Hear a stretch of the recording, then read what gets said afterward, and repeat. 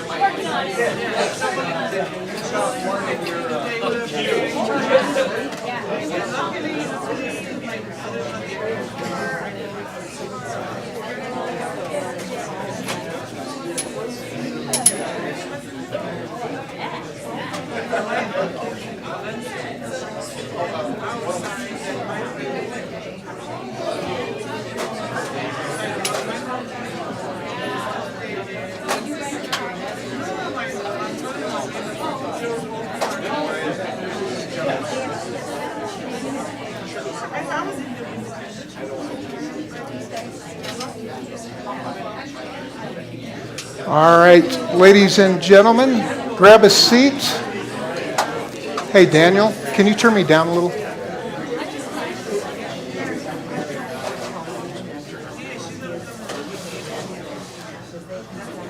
All right, we said we would start right at 9 o'clock. It is 9 o'clock, so here we go. First off, I want to welcome everybody to this. This is the first time we here at Grace have done this, so kind of exciting.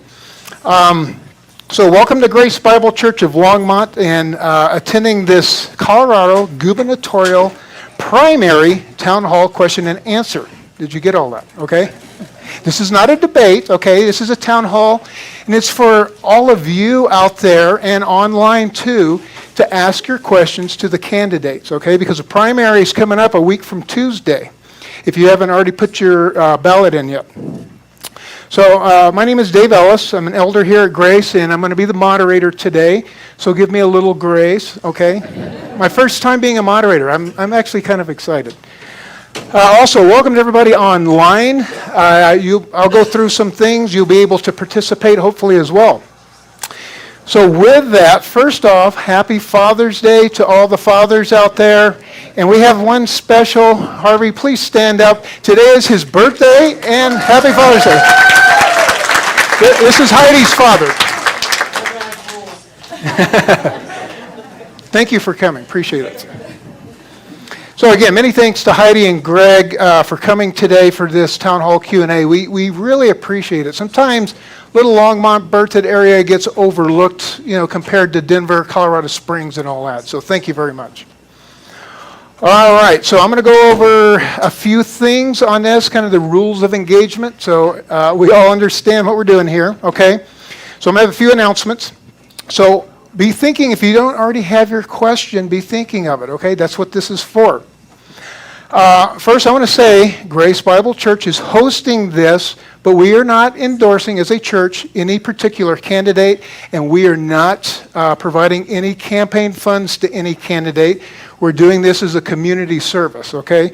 So if anybody out there in live stream land wonders why a church is doing this, remember there's 3 things that God has ordained: the family, okay, the church, and government.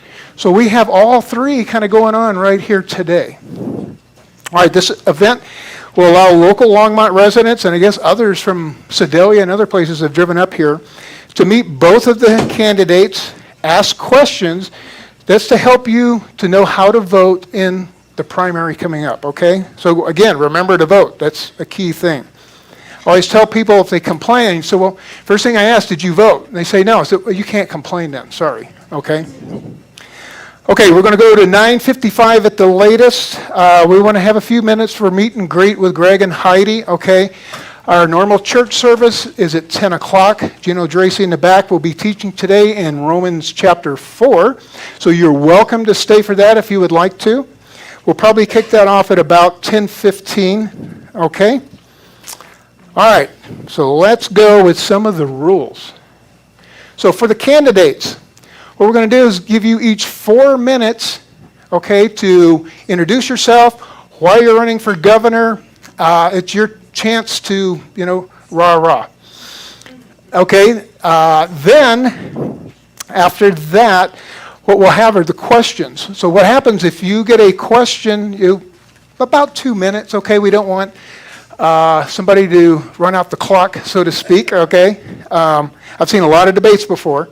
So take about 2 minutes to answer it. If the other candidate would like to, they really think there's something compelling, you have about 1 minute, okay? But don't feel obligated if it's directed to a specific candidate.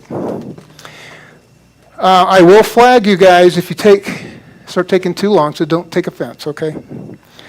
Okay, for those in the audience, here's your rules. These are very simple. There's a microphone in the back, so you can kind of line up in the back, 2 or 3 people. We don't want a huge line back there. But go to the microphone, it will be hot. I want you to state your name. You don't have, hi, I'm Dave. And then what is your question? And state it concisely. We don't want you up there pontificating on whatever. It's to come up and say, hi, I'm Dave. I have a question for Heidi. My question is boom, boom, boom. That's it, okay? Okay, so that's pretty much all of the rules. We will look at the chat on live stream and try to get a couple of those in if we can from people watching out there. I know that went out, so we'll see what happens. So with that, anybody have any questions? Pretty simple, I think. Are you the timekeeper? I'm the timekeeper. So I'll be in the back. I'll kind of wave at you. So with that, Heidi and Greg, come on up. Let's thank them for coming.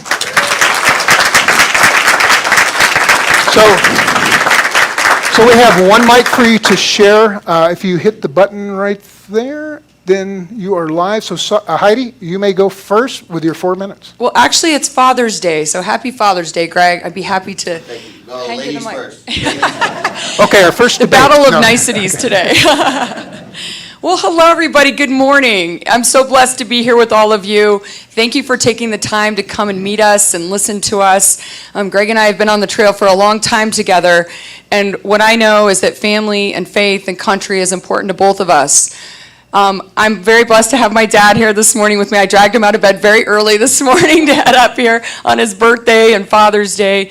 And my husband is home with the kids. I don't know if that's a gift for Father's Day or not. I have 4 kids. I have a 26-year-old and then a 12-year-old and twins that are 10, Jack and Jenna. And I love being a mom. It's one of my passions. But today I wanted to talk a little bit about my dad and what an important role he's played in my life. And Jason, my husband, has as well. My father-in-law, Ted, who's watching probably out in St. Louis. Fathers are more important than ever in our society, in our culture, in our families. And my mom and dad got married very young at 18 and 20. They met at a beach party. and they had me young. And from day one, my dad, I think, worked 3 jobs early on to support us so that my mom could stay home with me and give us what we needed to get a great education, to have a wonderful life, and the wonderful life they have given us. I've been so blessed and loved along the way. They moved us here to Monument, Colorado for a better life when I was 12 in the back of the baby blue Pinto station wagon. I remember that journey. I remember thinking, why are we moving to this place? There's nobody here. But Monument was an amazing place to grow up. And back then in 78 when we moved here, it was 3,000 people.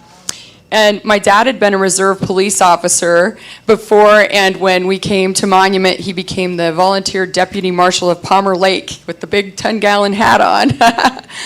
and always taught us to give back, my brother and I, and to live a life of service. So I worked really hard in high school at the Dairy Queen and saved my money, and I got a scholarship to go to college and got a degree and went off into the world to make it big. I wanted to work in advertising, ended up in pharmaceutical sales early on, and met Brian, my first husband, who was just a wonderful person, very entrepreneurial like me, and he and I started our life together, been married a couple of years, when he tragically died in a small plane crash down in Colorado Springs. And my life changed dramatically.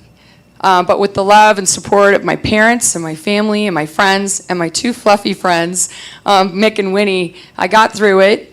And a few years later, my little brother came to me and said, hey, you know how you and Brian used to think up these crazy business ideas on the back of restaurant napkins while you guys were out eating dinner? Why don't you take one of those and see if you can't open it up, because you have to find your passion again. You're kind of lost.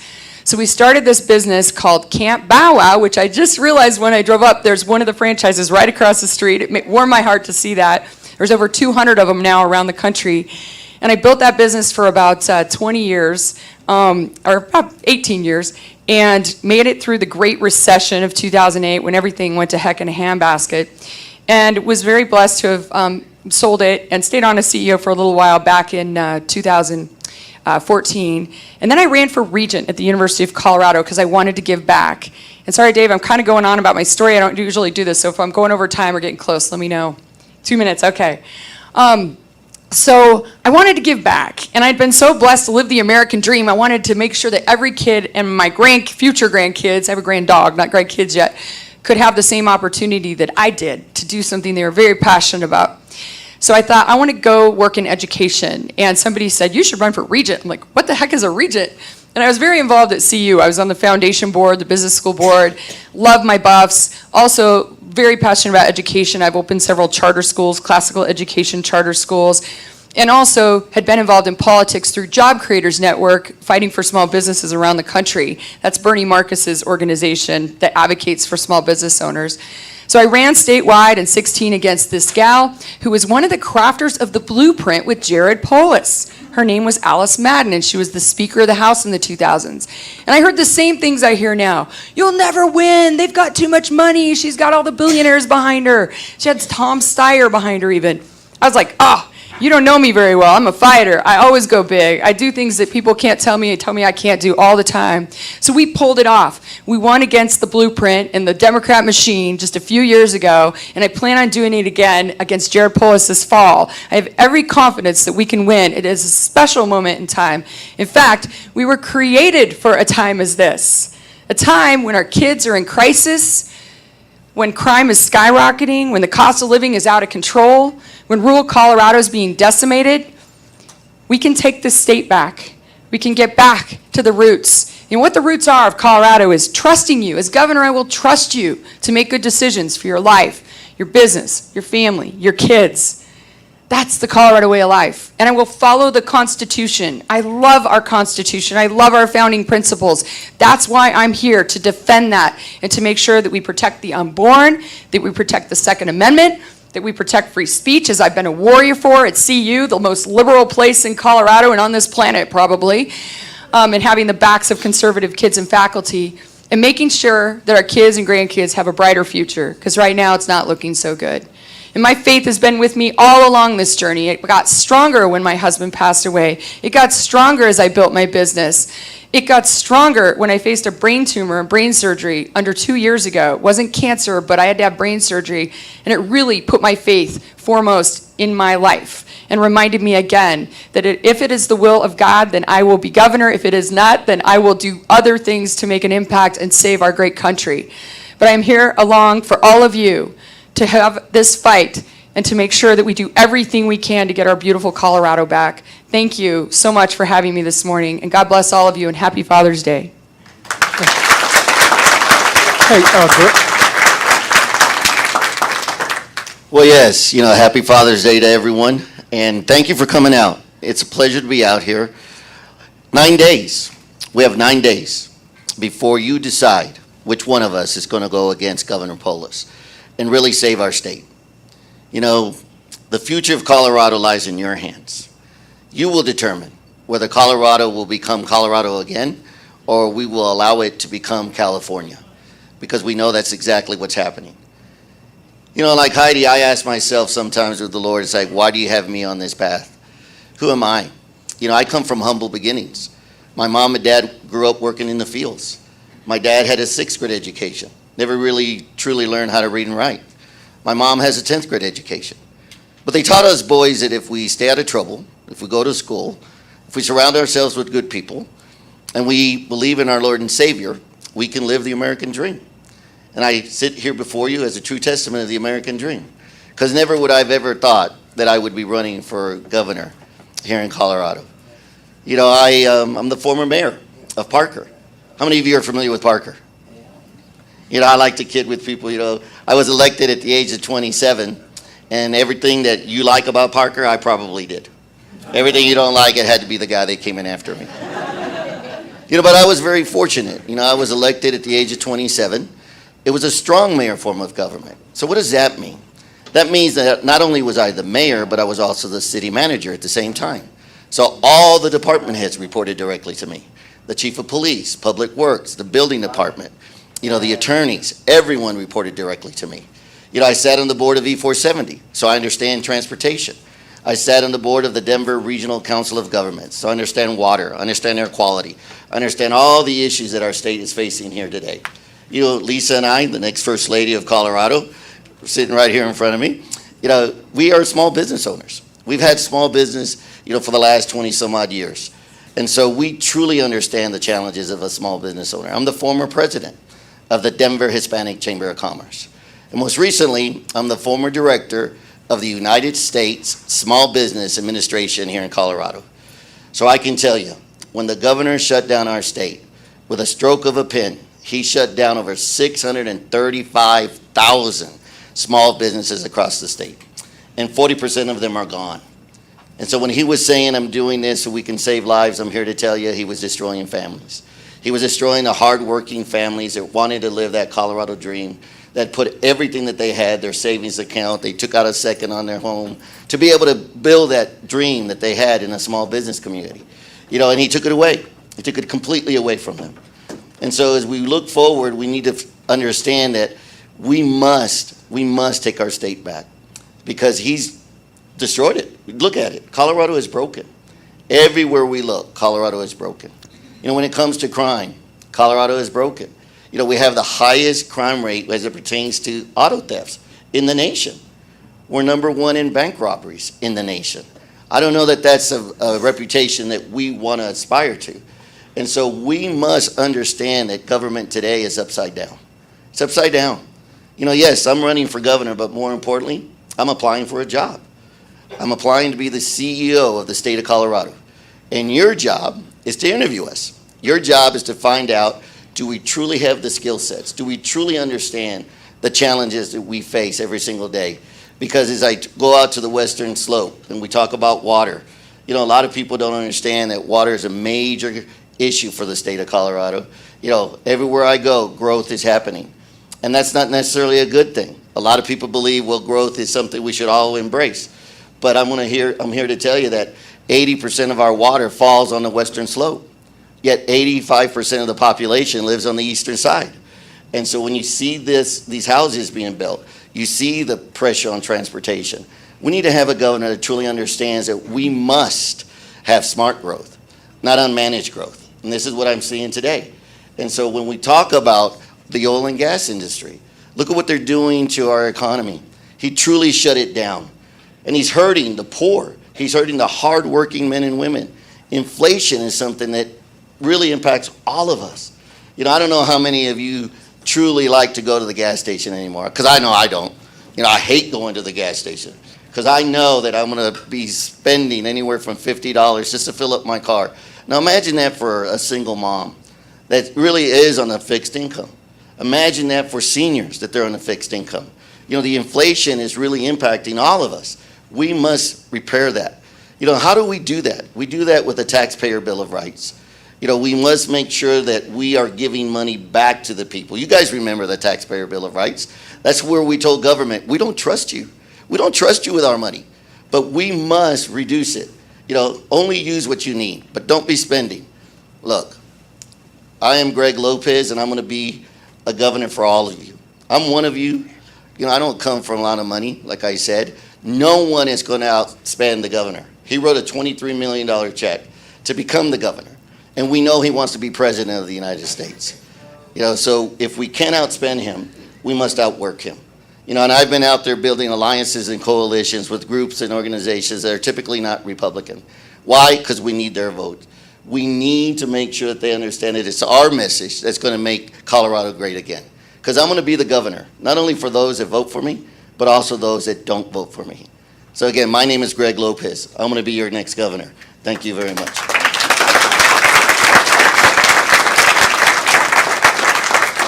Okay, thank you both very much. If you have a question, come up here. I'm going to start with a online question. That way we can get a couple of people up here and keep it moving. Okay, yeah, the line's right here. Don't run them over. Okay, this is from a Colorado voter. The question, I think, is probably to both of you. It says, how will you help Colorado restore and protect religious freedom, specifically in the executive branch, and the lack of due process in the Colorado Civil Rights Commission? I think that has to do with the cake baker.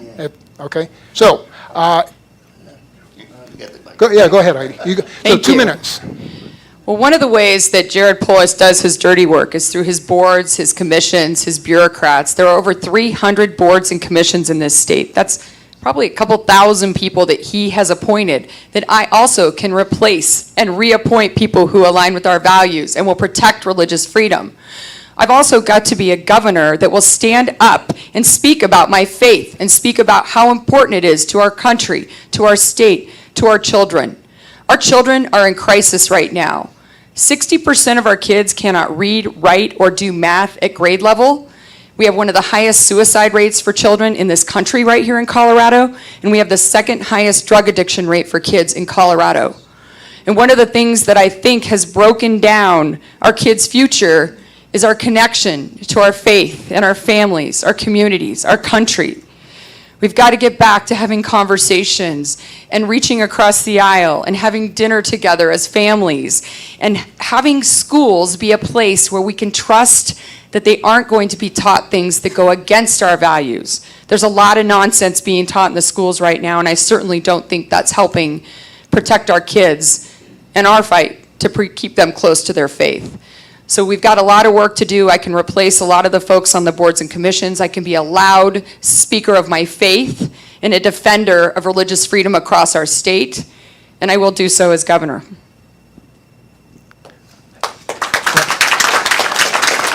You want the question repeated, or are you good? Go ahead and repeat it. Okay, I thought so. Okay.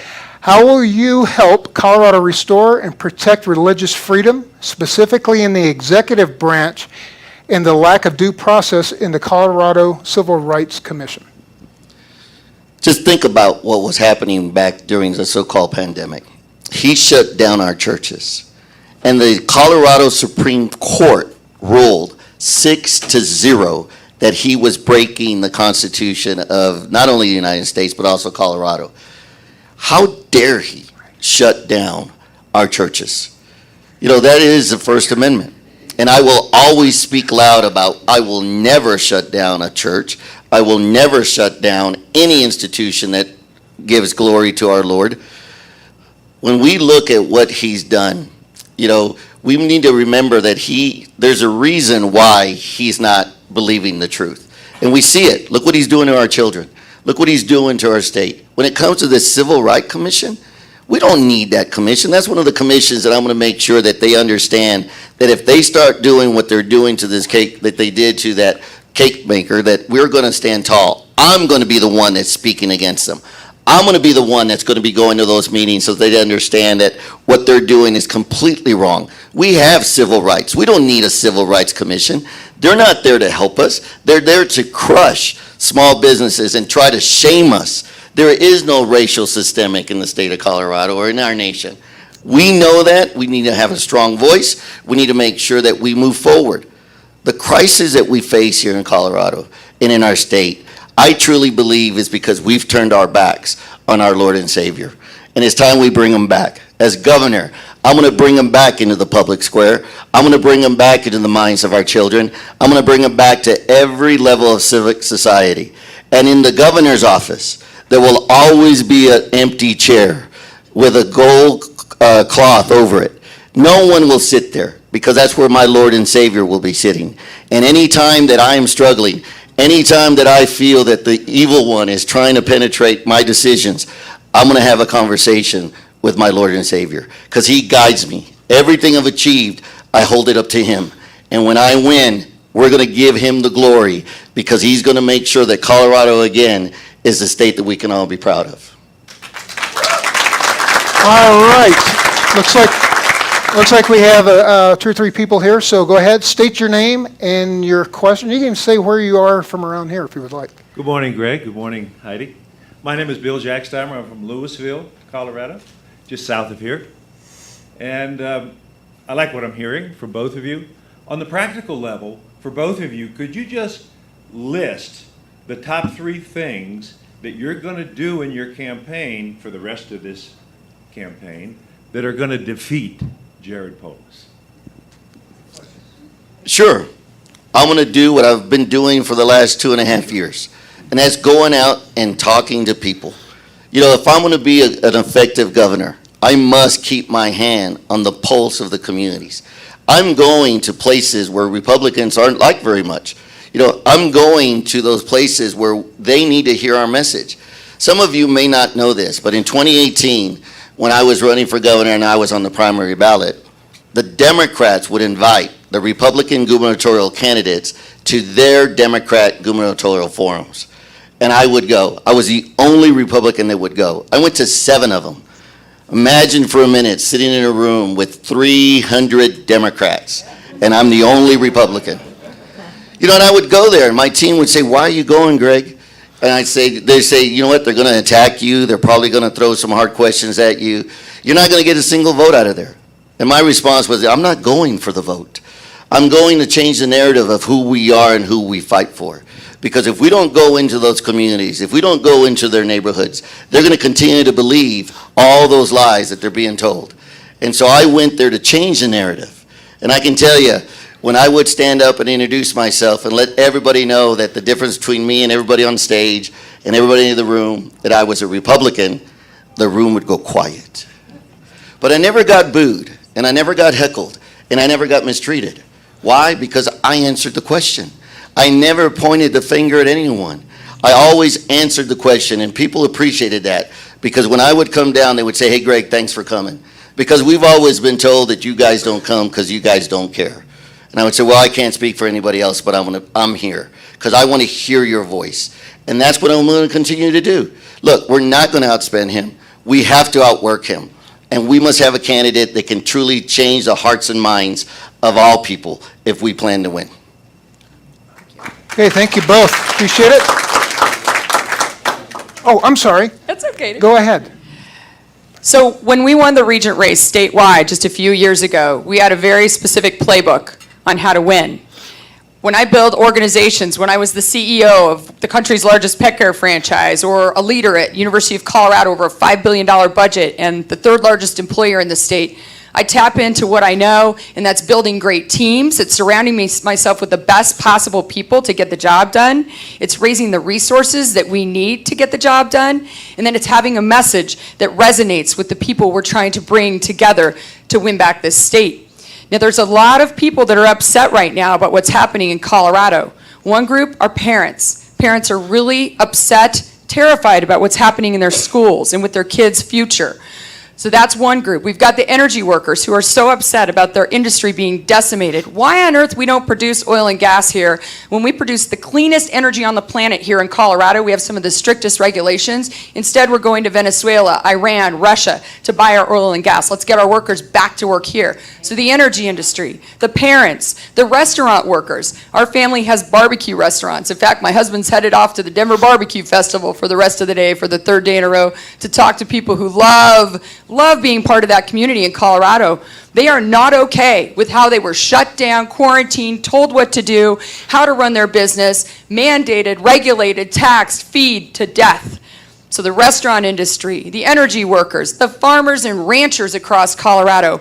I've been a statewide regent for 6 years now. I've been traveling the state, having conversations with people all over our beautiful state about the struggles they're facing. Farmers and ranchers are being decimated right now. Jared Polis does not want the agriculture industry to exist anymore. So think about this, all the different segments of folks and industries that are so upset right now. I, as a leader, my job is to bring all of them together with a big, bold vision about what the future of Colorado looks like. It looks like addressing skyrocketing crime and making Colorado safe again. It looks like giving our kids a brighter future and getting the nonsense out of the schools and going all in on school choice and power back to parents so that they can make different options for their kids. And it means making Colorado affordable again by getting our energy industry back to work and reducing taxes and fees and regulations. And I will take Colorado to zero income tax in my first term. I will cut the gas tax in half and still fix the roads. And I will make sure to reduce bureaucracy, get it out of your life. I'll reduce the bureaucracy by 10% a year in my first term. That's 40%. We do not need the government in every aspect of our lives. So on day one, I will reduce or eliminate as many executive orders as I can. There's been over 500 of them that he has put in place. I will reduce bureaucracy, like I just said, and I will make sure that every board and commission has the right people to make it easier to live, work, and raise a family in Colorado. And I'm just getting started. That's day one. Thank you.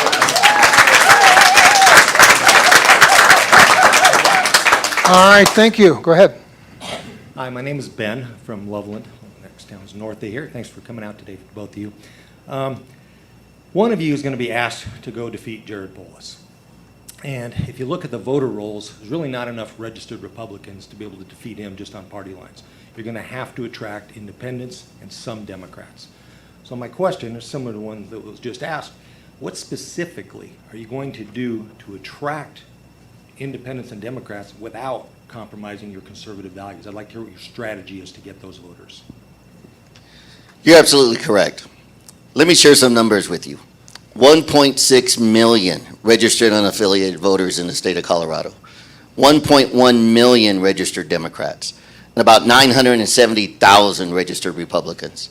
So as you can see, we're few in number. There are 2.7 million people that don't think the way we do. They don't see the solutions the way we see them. So you're absolutely right. We must garner the support of the unaffiliated voter.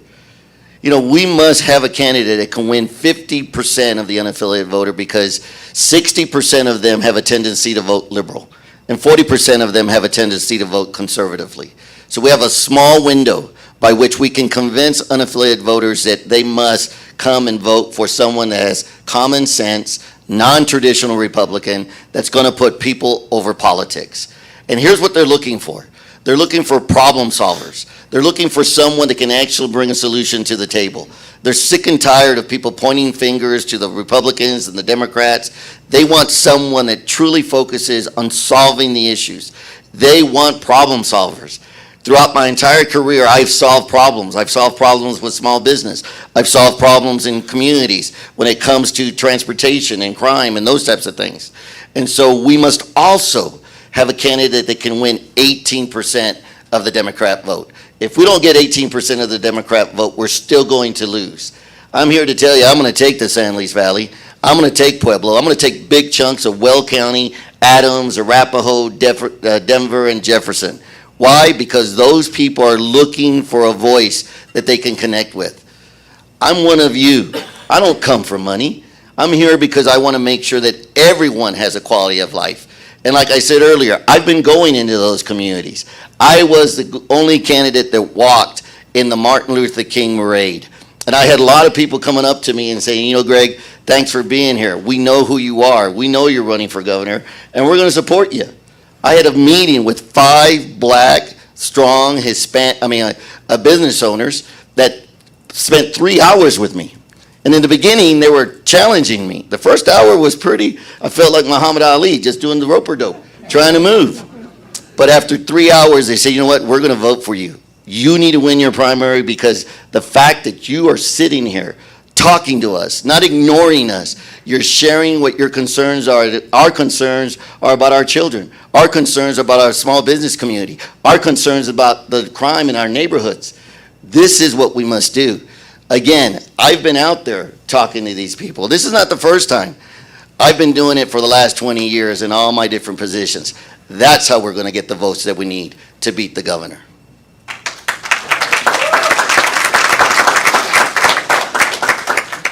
So I talked a little bit earlier about my race for regent just a few years ago statewide.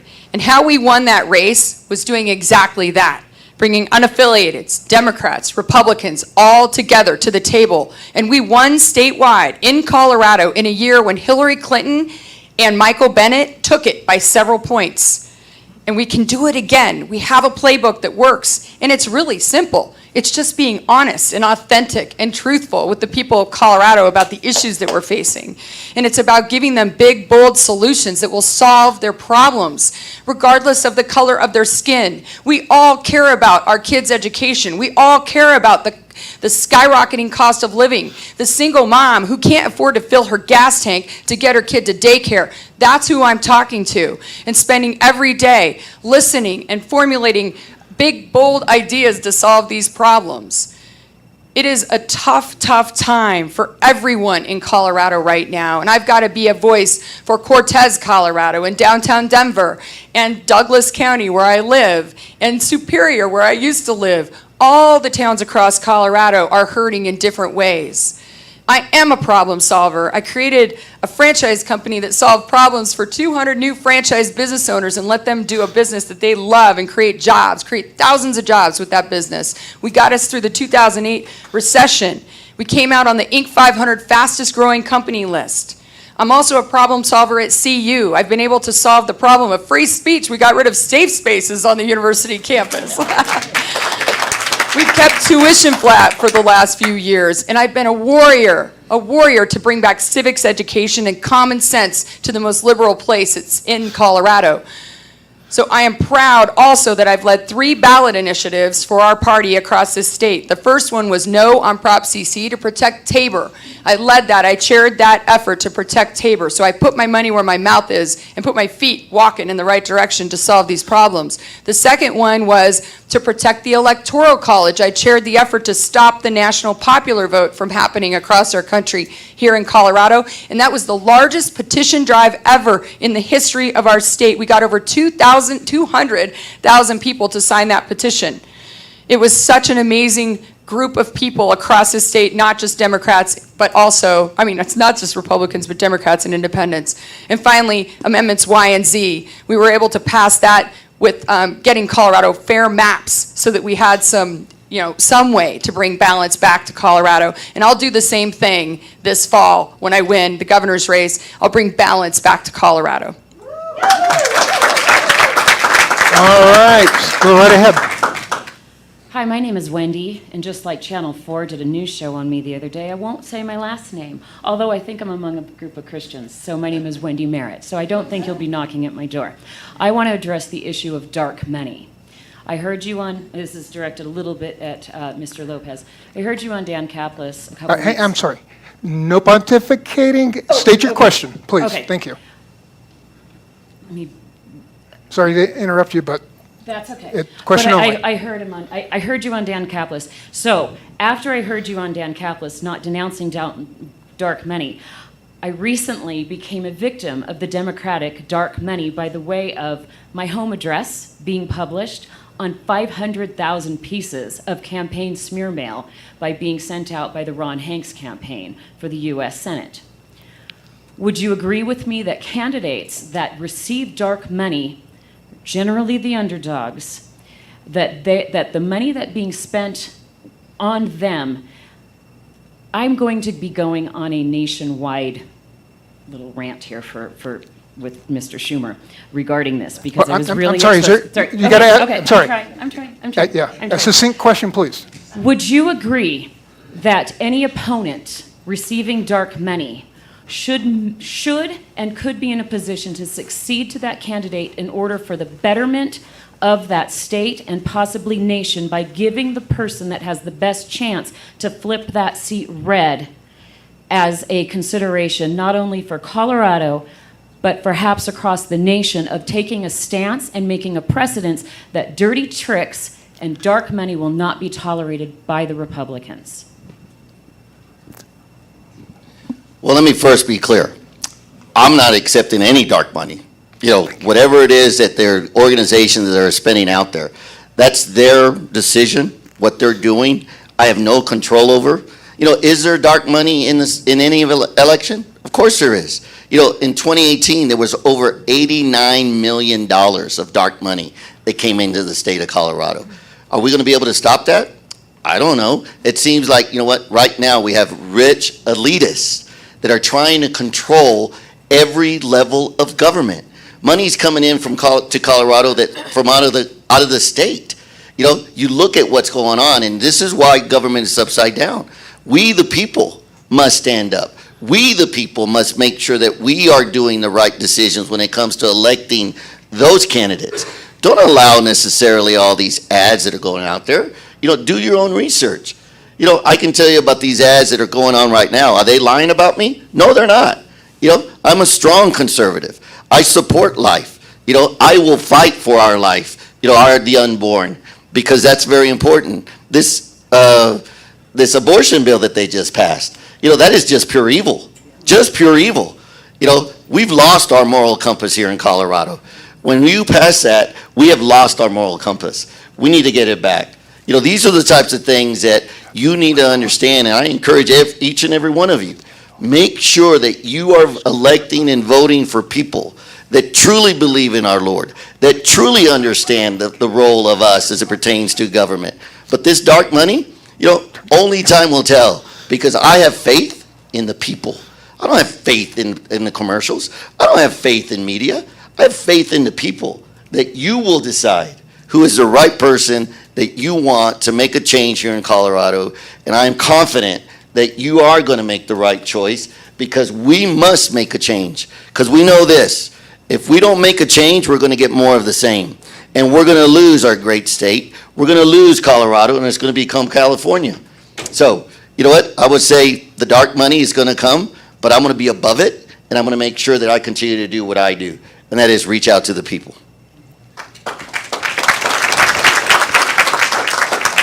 So, for 6 years, I've been traveling the state, and I have an amazing group of volunteers and people to support me and help me, whether it's being a regent or running for governor. And we're the little tiny engine, the little train that's chugging up the mountain. We don't have a lot of people, don't have a lot of resources, but we're working so hard to win back the state. And a couple weeks ago, the Democrats and Jared Polis decided to dump $3 million into our governor's race to stop me from being the candidate. And I would hope you would denounce that, Greg, because it is heartbreaking what's happening. They are trying to pick their opponent, and I want a fair race. I am happy to go head to head and to have a fair election, but $3 million is not something we can go up against in constant TV ads and mailers and advertising on the internet. It's been heartbreaking and deflating and really sad that they are going to have such an effect on our election, because a lot of people don't pay attention. They don't show up at forums or debates at 9 o'clock on a Sunday morning or Father's Day to hear what we have to say. They just see the TV ads, you know, every once in a while, and it builds name ID, and they go to vote, and that's what they vote off of. So I am really worried about what's happening, and $3 million in a small budget governor race to pick their opponent is worrisome, and I hope that you'll denounce that and that Colorado will be able to see through what's happening. Sorry. How do you stop it? You denounce it. You don't put up with it. You speak out against it, and you tell people of Colorado what's happening and what's real. Because it works. They wouldn't do it if it doesn't work. You think Jared Polis wants to spend $30 million in a general election when he can spend $3 million in a primary? Okay, thank you very much. Let me clarify something. Would they attack the weakest candidate or the strongest candidate? Now think about that. I wonder if they were attacking my opponent, if you would start hearing this. If they were attacking my opponent, would they be saying they're attacking the weakest? They're attacking the one that they don't want, or the one that they can actually beat. You know, I am top line on the Republican ticket. Why? Because the delegates at the state assembly believe that I am the one that can beat him. When you look at the numbers, when you look at what's going on, just ask yourself, is it truly right that they're attacking the weakest candidate or the strongest candidate? Because you look around what's going on across our country. You talk about the least amount of money. Well, I've definitely been outspent by my opponent. And yet, the polls that I've seen show me leading the polls, and that's why they're attacking me, because they know I'm going to take votes away from them. Go ahead, Heidi. No, no. Well, Greg, the polls have only started shifting in the last couple weeks because of the $3 million they put in to support you as a candidate, and not to help me or attack you, but to support you as a candidate. They're doing the same thing in the U.S. Senate race. They're doing the same thing in the congressional 8th race. And it's horrible. It's disgusting. And I hope you can open your eyes and see what's going on and denounce it. Thank you. Okay, thank you both. All right, next question. Hi, my name is Jennifer Lopez, and yes, it really is Jennifer Lopez. I can show you my ID. My husband is from Mexico and is probably the only Hispanic Republican that I even know right now. His entire family is Democrat, and my point to this is, the question that I have is, I guess directed to Mr. Lopez, and that is, how do you combat channels, media like Univision? His entire family just believes everything Univision says. How do you plan to combat that liberal woke media that are convincing mainly Hispanics that they have to vote Democrat? Well, can I speak to it as generally speaking about the media? I'm sorry, the liberal Heidi. media? Heidi, it was to Greg. Oh, We'll let okay. you rebut. Sorry. Sorry, yeah, thank you. I want to be fair here. Yo hablo español. Solamente yo hablo con Univision. I speak Spanish. I'm going to go into the Univision, Telemundo, Otravision. I was on KBNO. They were asking me, hey, we look forward to having 2 governor candidates, because Polis speaks Spanish. Not as good as I do, but he does speak Spanish. And this is where I was talking about. I am going to be on Univision. In the election night with President Trump, I was on Univision as a Republican commentator for what we were doing. And so, yes, the Democrats those are the platforms that we must go into. But I'm here to tell you, the Hispanic community is Republican. They just don't know it. They just don't truly understand our message. Look, they're strong in family values. They're strong in our Lord and Savior. They're hard workers. They want their children to have a good education. And more importantly, they want government out of their way. They want to be able to live that Colorado dream. So I am already reaching out to those Hispanic outlets. La Voz, El Seminario, La Prensa, all these sources of engaging with the Hispanic community and letting them know that they're on the wrong side. They need to come over and understand our message. And that's what I'm talking about. I've been doing this for the last 20 years as mayor, as the president of the Denver Hispanic Chamber of Commerce, as a director of the United States Small Business Administration. I've been in those communities. They know me as a fighter to help small business. So this is not something that's going to be new for me. It's something I've already been doing. Go ahead, Heidi. Thank you. So I have an incredible helper on Hispanic outreach and faith outreach. Her name's Jackie Bouvier, and she's put me in touch with so many incredible people, and we're working hard to make those connections and be everywhere we can. But what I think about are the Hispanic and African American kids in Denver Public School District. Only 5% of them can read at grade level right now.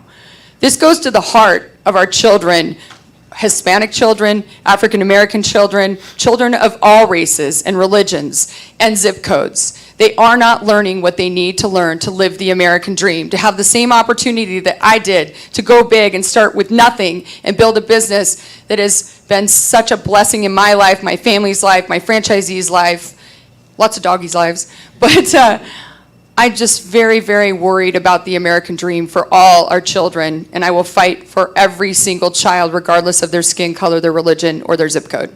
Thank you. All right, I think we're going to cut it at these 3 here. We're running out of time, so go ahead. Hello, my name's Molly. I'm from Boulder County. I have severe asthma, and I have gone to the ER multiple times because of weak laws against weed for the people like me who are just walking around and having an asthma attack or at my apartment somewhere because there's no laws against it for like clean air. So, or laws that help people like me. So I was wondering if you'll have any legislation, like harsh legislations against weed smokers and the fact that it's just everywhere in Colorado now. Who's that directed to? Oh, both, sorry. Heidi, go ahead. You have the mic. Well, thank you, Molly. It's a huge issue here in Colorado, and as I work on children's mental health and the suicide issue with our children, it correlates almost perfectly the mental health crisis, the skyrocketing mental health crisis with our kids with the legalization of medical marijuana back in 2012.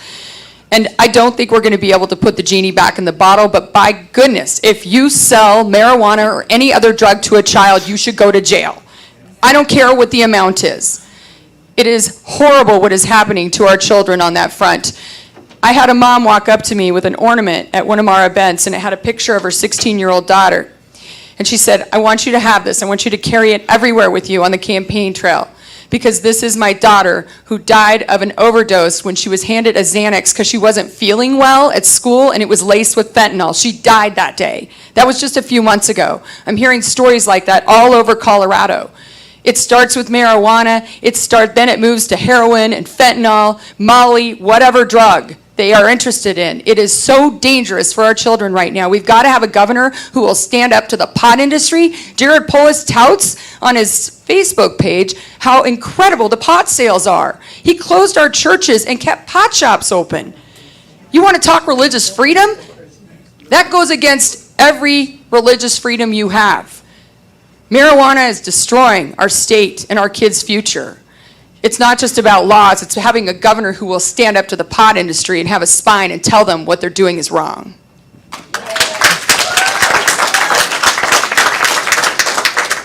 You know, I truly believe that we legalized marijuana. That's when Colorado started to lose its way.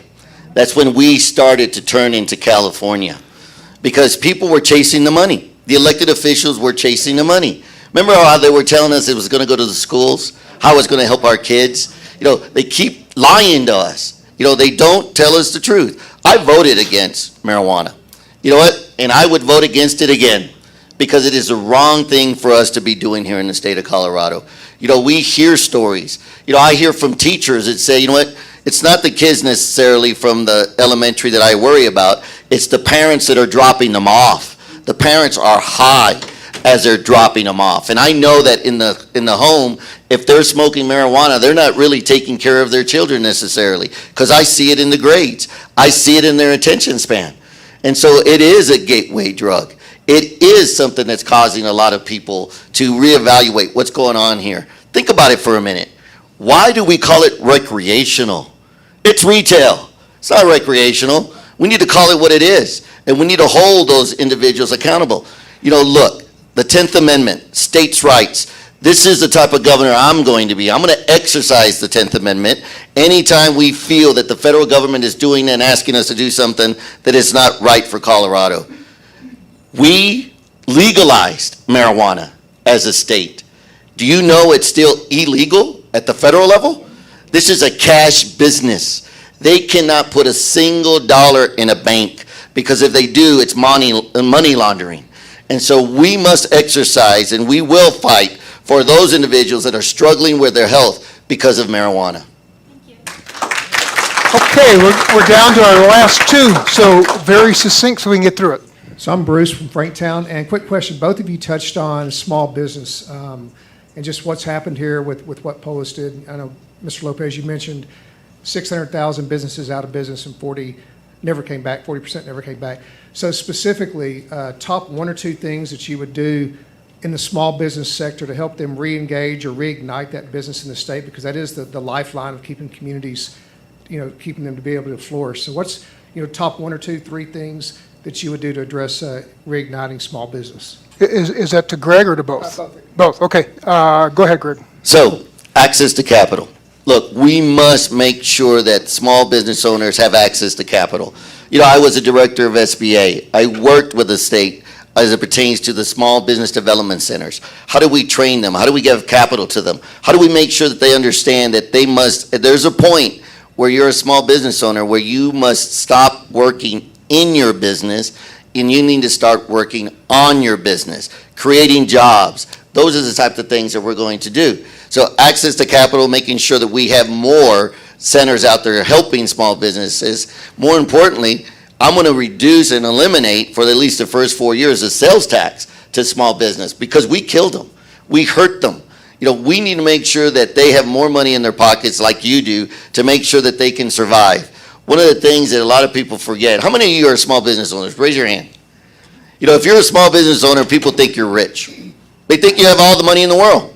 They have no idea the profit margins and how long you have to work to be able to make and provide for your family. And so I'm going to be the governor of small business. I've been doing that for the last 20 years. I will continue to do that. But most importantly, I'm going to encourage each and every one of you. You must shop small. You need to shop small. Always, always look for that small business and go spend some money with them.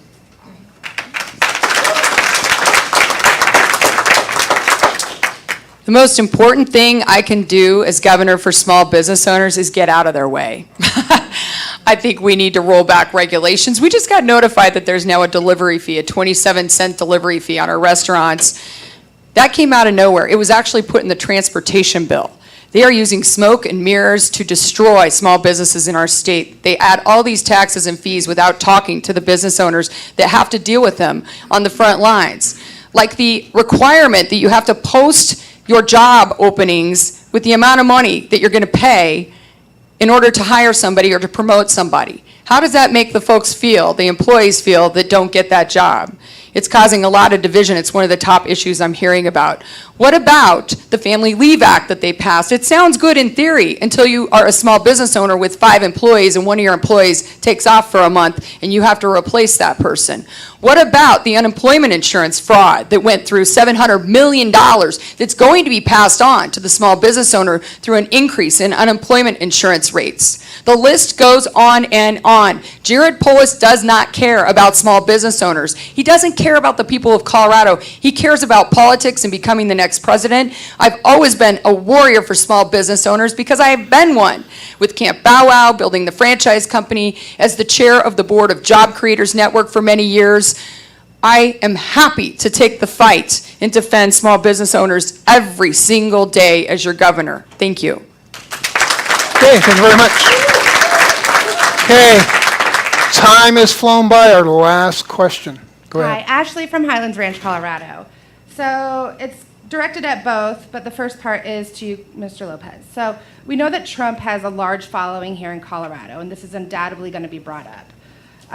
I've read where you said you represent nothing that Donald Trump represents, and then I heard you... I'm sorry, can you get to the question? We're running out of time. It's not that long. Okay, well, And no, go to the question, please. I heard you believe that he won the 2020 election, are seeking his endorsement. Would either of you support Trump if he ran again, and do you believe he is to blame for January 6th? Thank you. So, is he going to run for president? I don't know. If he wins the nominee and he becomes the nominee for the Republican Party, of course I'm going to vote for him. Look, there's one thing about President Trump. If you take away the name Trump and you look at all the successes that he did as a president, you will see that America was great again. We were doing some real good things as it pertains as a national president in the world leaders. We definitely wouldn't be having what we're having today. And so when it comes to someone that truly knew how to govern and someone that truly understood the hardworking men and women, the people that were being ignored, he was the one that was going out there and talking to them. He was the one that was making their voices be heard. And the rich elitists, those in power and control, hated it. They still hate it because he's still mobilizing and encouraging people. Folks, it happens at the state level. We have rich elitists that are trying to tell us how to live our lives, how we should teach our children, what we should teach them. And that is just plain wrong. We need to get our government back. So, yes, you know what? If President Trump is the nomination, I would hope every Republican would vote for him because it is important that we make sure that we don't have a socialist country, that we don't have the opportunity for us to lose our freedoms and our liberties. Look, freedom isn't free. People died for our freedoms. It's turned for us to make sure that we stand in the gap. And so when it comes to how are we going to move forward, you know, am I seeking his nomination or his endorsement? If you would like to give it to me, I'll take it. You know, am I looking to make sure that we are doing the right thing for the state of Colorado like he did for the nation?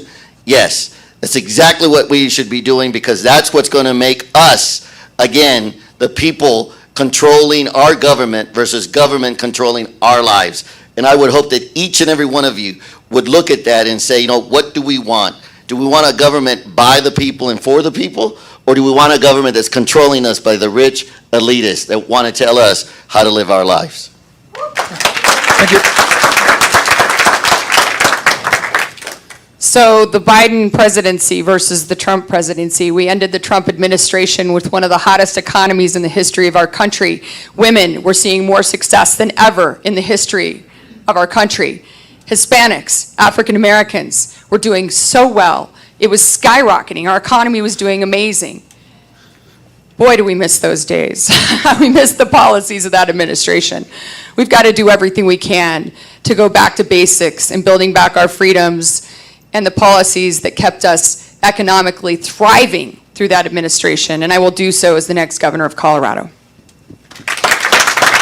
All right, thank you, Greg and Heidi. Thank you very much. We appreciate it. Take a bow. Thank you for coming.